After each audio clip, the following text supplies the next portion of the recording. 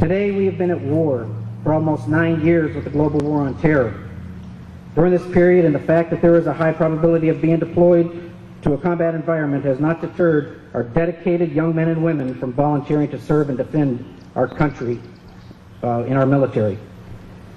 But what is so unique to me in our country's history is that most men and women have joined the military as volunteers, not as draftees. To make this point, I'd like to give you just a brief history, if you'll bear with me, about conscription, or what you know as the draft. It has actually only been utilized in our country a few times.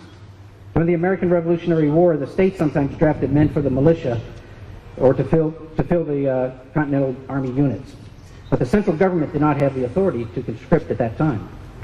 The United States government first employed the national conscription during the American Civil War, starting in 1861 through 1865. The vast majority of troops were volunteers. Of more than 2 million Union soldiers, only 2% were draftees.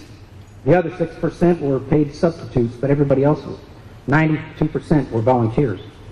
The next time the draft was used was in 1917 for World War I, and it was passed in June, only months after Congress declared war in April of that year. And it only lasted until 1918. Then again, in 1940, was created the country's first peacetime draft, actually before World War II, but it prepared us for the war to come. Almost 66% of the military members for World War II were draftees. But from 1948 until 1973, during both peacetime and periods of conflict, men were drafted to fill vacancies in the armed forces, which could not have been filled through voluntary means. During the Vietnam War, less than 1/3 of the military who served were drafted.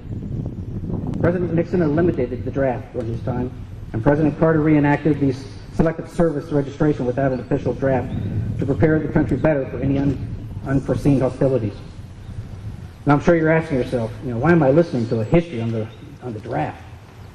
If you add up all of the years our country has used the draft, it only totals 35 years out of the 223 since our Constitution was approved in 1787.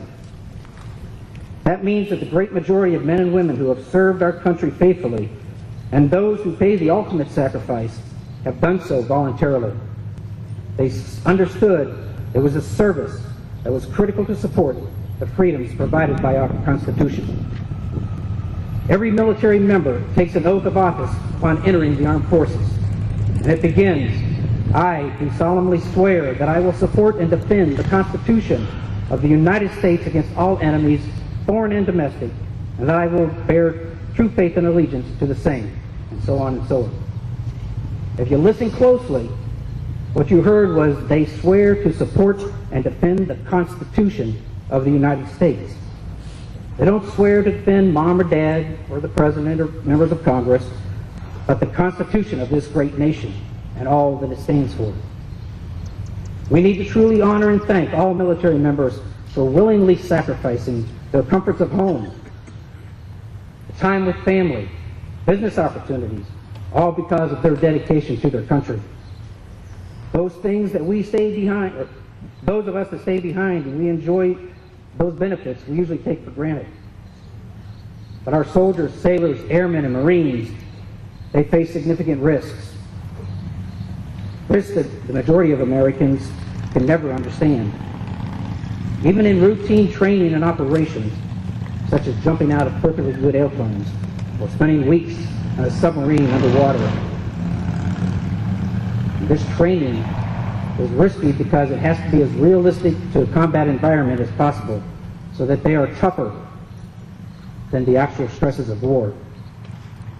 The brave men and women volunteering for our military are the best that our country has to offer, in my opinion.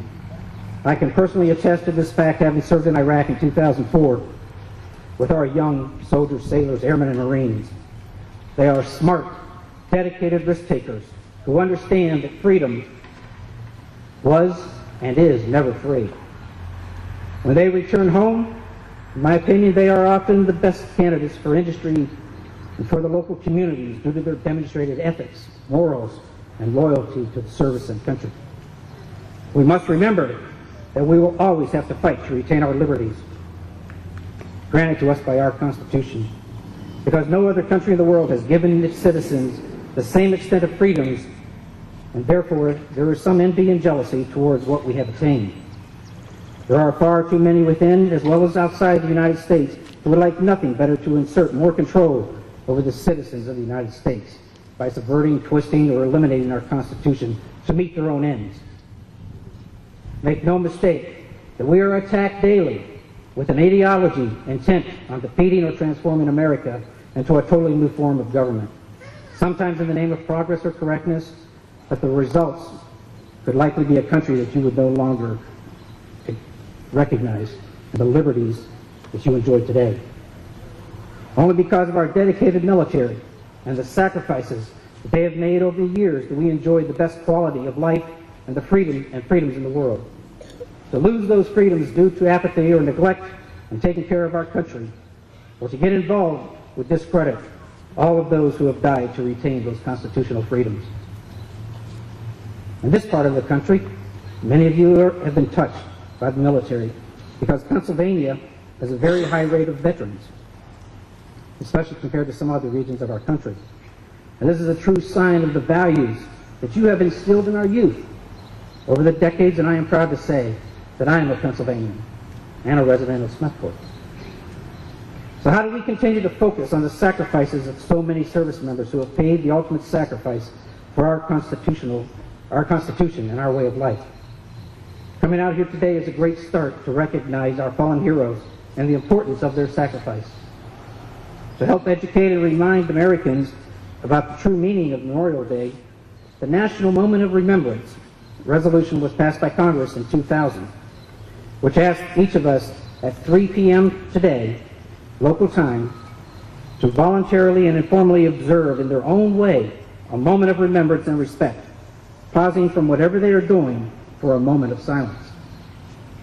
The moment of remembrance is a step in the right direction to return the meeting back into the day, which is to set aside one day out of the year for the nation to get together and remember, reflect, and honor those who have given all in the service of their country. The Memorial Day has been ignored by too many who are beneficiaries of those who have given their lives. Often we do not observe the day as it should be, a day where we actively remember our ancestors, our family members, our loved ones, our neighbors, and our friends who have truly given all that they have to offer, all of their tomorrows. I would like to see Americans across the country doing such things as volunteering to visit cemeteries and place flags or flowers on the graves of our fallen heroes, visit memorials, fly the U.S. flag and the POW and MIA flag, make a personal pledge to aid the widows, the widowers, the children of our fallen heroes, and to assist our disabled veterans, and support our World War II museum right here locally in Eldred. Those are just a few ways to help instill the meaning of remembrance.